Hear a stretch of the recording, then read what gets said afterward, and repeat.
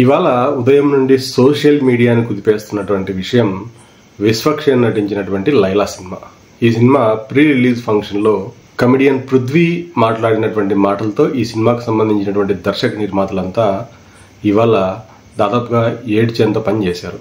అంటే పృథ్వీ వైసీపీకి సంబంధించి ఒక వివాదాస్పదమైనటువంటి వ్యాఖ్యలు చేయడంతో వైసీపీని ఫాలో అయ్యేటువంటి అభిమానులు కావచ్చు, లేకపోతే వైసీపీ కార్యకర్తలు కావచ్చు, దాదాపుగా 25,000కు పైగా ట్వీట్లను చేసి సినిమాని బాయ్కాట్ చేయమని చెప్పి పెద్ద ఎత్తున సోషల్ మీడియాలో ప్రమోట్ చేస్తున్నారు. దీంతో భయపడిపోయినటువంటి దర్శక నిర్మాతలు, హీరో అంతా మీడియా ముందుకు వచ్చి ఇందులో తమ తప్పేం లేదు, అది పూర్తిగా ఆయన స్వాగతం, మా సినిమాని మాత్రం బాయ్కాట్ చేయొద్దు, మేము డబ్బులు పెట్టుకున్నామని చెప్పి దాదాపుగా ఏడ్చింత పనిచేసి అభిమానులందరినీ వేడుకుంటున్నారు.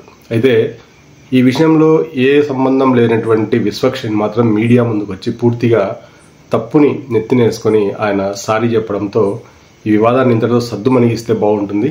ఎందుకంటే ఏ సినిమాని తీసినా సరే నిర్మాతలు దాదాపుగా 20 నుంచి 40 కోట్ల రూపాయల వరకు చిన్న సినిమాల మీద పెట్టుబడి పెడుతున్నారు. మరి ఇట్లా డబ్బులు పెట్టినటువంటి నిర్మాతల శ్రేయస్సుని ఆలోచించకుండా పృథ్వీ లాంటి కమెడియన్ నోటికి ఏదొస్తే అది మాట్లాడి సినిమాలో నటించాలనేటువంటి ఇంకిత జ్ఞానం కూడా లేకుండా ఇవాళ ఆ హీరోని, ఆ దర్శక నిర్మాతల్ని మొత్తాన్ని వీధిలో తెచ్చిపెట్టాడు.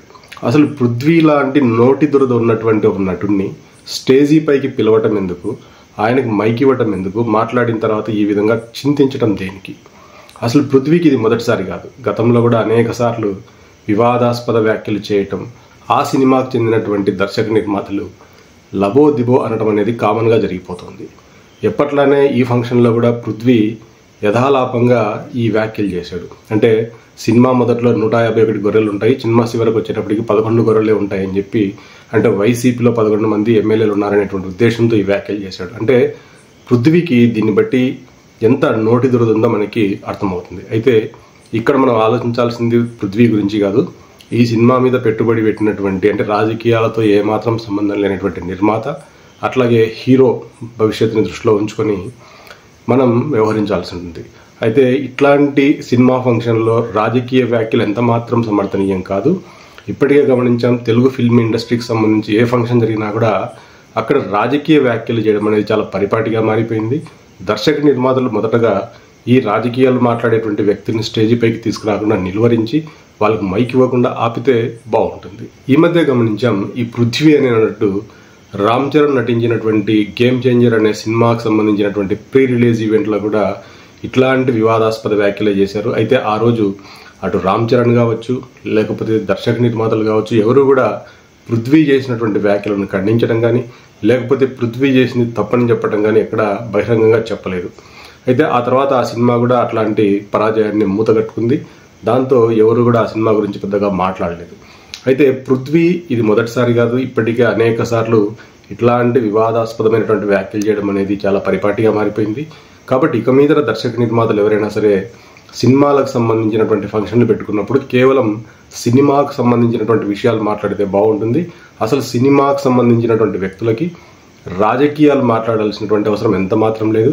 అయినా కూడా ఎక్కడో దేన్నో ఆశించి ఈ సినిమా నటులంతా కూడా, లేకపోతే సినిమాలు తెరిచే దర్శక నిర్మాతలంతా కూడా ఈ రాజకీయాలను ప్రస్తావించడం, తర్వాత తప్పైపోయింది అనుకోవడం, ఇది గత 2-3 ఏళ్ల నుంచి జరుగుతుంది. కాబట్టి ఇది ఎంత మాత్రం సమర్థనీయం కాదు. అట్లాగే రిపబ్లిక్ సినిమా ఫంక్షన్లో ఆ సినిమా హీరో కూడా ఇట్లాంటి వివాదాస్పద వ్యాఖ్యలు చేయడం, ఆ సినిమా పైన కూడా వైసీపీ అభిమానులు పెద్ద ఎత్తున ట్రోల్ చేయడంతో ఆ సినిమా కూడా ఆశించినంత విజయాన్ని సాధించలేదు. అట్లాగే పొట్టేల్ అనే సినిమాకు సంబంధించి శ్రీకాంత్ అయ్యంగారు కూడా చాలా వివాదాస్పదమైనటువంటి వ్యాఖ్యలు చేశారు. అంటే ఆ వ్యాఖ్యలను మనం ఇక్కడ మళ్ళీ స్మరించుకోవాల్సినటువంటి అవసరం లేదు.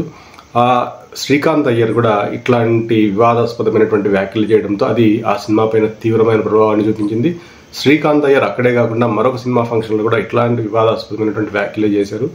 కాబట్టి సినిమా ఫంక్షన్ ఏదైనా జరిగినప్పుడు అక్కడికి వచ్చినటువంటి నటీనటులు, టెక్నీషియన్స్, దర్శక నిర్మాతలంతా కూడా తమ సినిమాకు సంబంధించినటువంటి ప్రమోషన్స్ చేసుకోవటం, తమ సినిమా ఎట్లా ఉండబోతుంది, ఏ విధంగా కొత్తగా తీసామని చెప్పుకుంటే బాగుంటుంది. కానీ అక్కడ వివాదాస్పదమైనటువంటి వ్యాఖ్యలు చేసి అతి సున్నితమైనటువంటి రాజకీయ విషయాలను చర్చించడం, దాని ద్వారా ఒక పార్టీకి సంబంధించినటువంటి అభిమానులను రెచ్చగొట్టడం, దాంతో ఆ అభిమానులు ఈ సినిమాకు సంబంధించి నెగిటివ్ ప్రచారం చేయడం అనేది కామన్గా జరుగుతోంది. కాబట్టి ఏ సినిమా అయినా సరే మంచి హిట్ కావాలంటే రాజకీయాలతో సంబంధం లేకుండా ఆ పార్టీ ఈ పార్టీ అనేది లేకుండా ప్రతి ఒక్కళ్ళు సినిమా చూస్తేనే ఆ సినిమాకి మంచి రెవెన్యూ జనరేట్ అవుతుంది. అట్లా కాదు మేము ఏదైనా పార్టీ నమ్ముకొని పోతామంటే నిర్మాతకు పెట్టిన పెట్టుబడి కూడా వెనక్కి రాదు.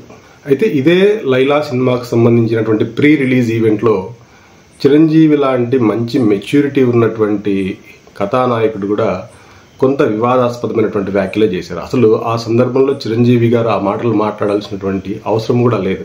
కానీ చిరంజీవి గారు కూడా రాజకీయాలను స్పృశించాల్సినటువంటి అవసరం ఏంటో ఎవరికి అర్థం కాదు.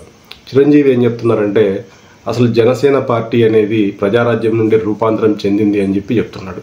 ప్రజారాజ్యం అనే పార్టీ ఎప్పుడో కాంగ్రెస్కి అమ్ముకున్నారా లేకపోతే కాంగ్రెస్లో కలుపుకున్నారా అనేది వేరే విషయం. దాదాపుగా 15 ఏళ్ల క్రితం జరిగిపోయినటువంటి విషయం.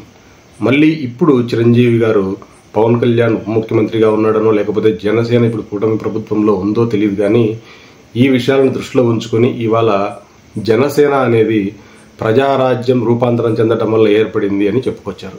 అసలు ప్రజారాజ్యం పార్టీని మీరు కాంగ్రెస్లో విలీనం చేసి చాలా ఏళ్ళు అయిపోయింది. అసలు ప్రజారాజ్యం ఉనికి అనేది ఇవాళ లేదు.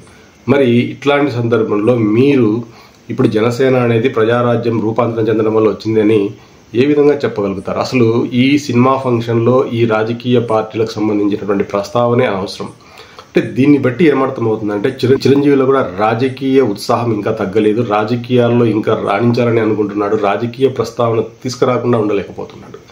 కాబట్టి సినిమా నటులకైనా సినిమా టెక్నీషియన్స్ అయినా ఎవరైనా సరే తమ సినిమా ఫంక్షన్లకు సంబంధించి తమ సినిమా గురించి మాట్లాడుకుంటే బాగుంటుంది, కానీ అనవసరంగా రాజకీయాల గురించి మాట్లాడి నిర్మాతలను పూర్తిగా సంకనాగించేటట్లు మాత్రం చేయొద్దు. ఎందుకంటే ఒక సినిమా పైన నిర్మాత దాదాపుగా అంటే చిన్న సినిమాలకైతే దాదాపుగా 20 నుంచి 30 కోట్ల రూపాయలు పెడుతున్నారు. కొంచెం పెద్ద బడ్జెట్ సినిమాలు అయితే 100 కోట్ల రూపాయలు పెట్టుబడి పెడుతున్నారు. కాబట్టి మీరు మాట్లాడే మాటల వల్ల సినిమా నిర్మాత ఏమవుతాడనేది ఒకసారి ఆలోచించి ఇట్లాంటి విషయాల్లో రాజకీయ ప్రస్తావన లేకుండా మీ సినిమా మంచి విజయం సాధించాలని చెప్పి కోరుకోండి.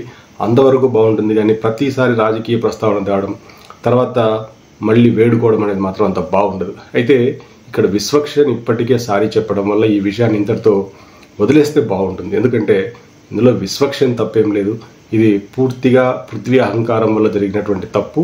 కాబట్టి పృథ్వీ గురించి పృథ్వీ నోటితుల గురించి ఇప్పటికే ఆంధ్రప్రదేశ్లో ఉన్నటువంటి ప్రతి ఒక్కరికి తెలుసు.